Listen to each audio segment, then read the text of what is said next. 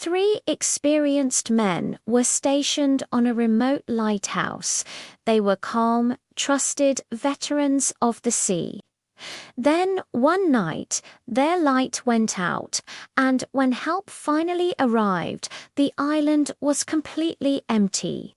This is the story of the Flannan Isles mystery.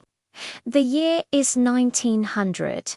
Far off the west coast of Scotland, in the harsh Atlantic, lie the Flannan Isles.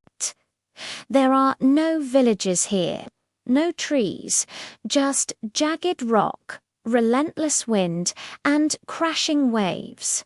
On the largest of these islands, Alenmora, stands a lighthouse. Its job is simple but vital: keep the light on, no matter what.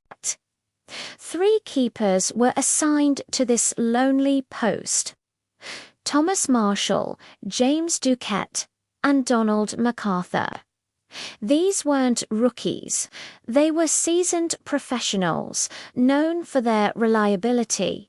There was no history of panic, no hint of madness.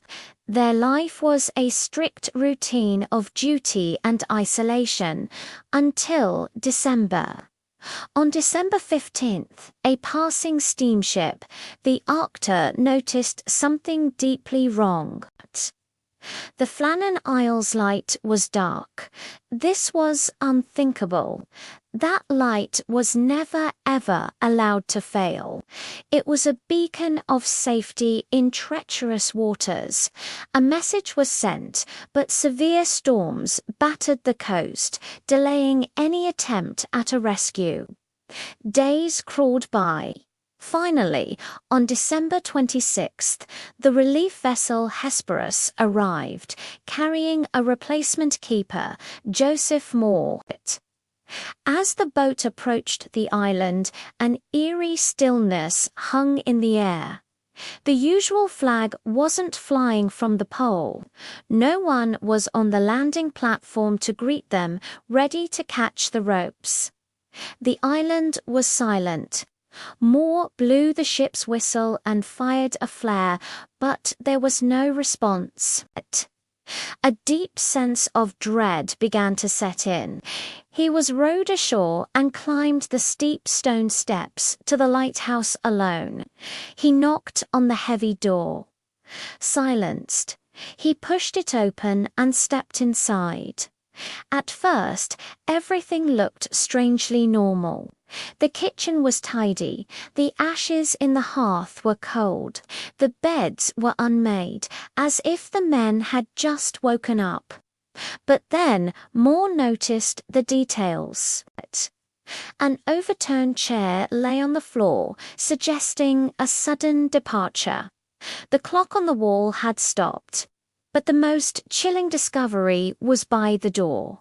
Two sets of oilskins, the heavy raincoats worn for bad weather, were gone. One set remained hanging on its hook. This detail broke every rule of lighthouse keeping. The code was absolute. Never, under any circumstances, does one man leave the lighthouse alone, and you certainly never go outside into a storm without your protective gear. It meant one man stayed inside while two went out into a storm. That just didn't happen. Moore hurried outside to search the rest of the island. On the western landing, he found evidence of immense power. Iron railings that were cemented into the rock were bent and twisted out of shape.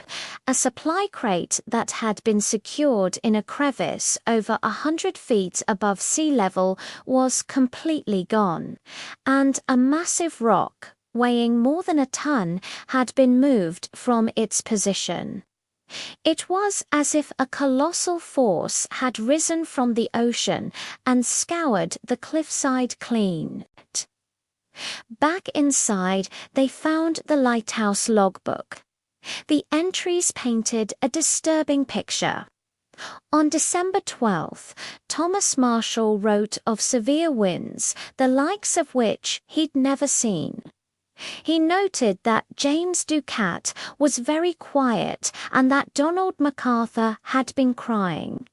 MacArthur was the toughest of the three, a brawler, not a man known for tears. The log described a storm of impossible intensity, with the men praying through the night. The final entry, dated December 15th, read, "Storm ended. Sea calm. God is over all." Then the entries stopped. But here is the twist that makes this mystery so deep. Official weather reports for the entire region showed no storms on those dates. The sea around the Flannan Isles should have been calm, so why would three hardened lighthouse keepers write about a terrifying storm that didn't exist? Why would they behave as if they were losing their minds with fear?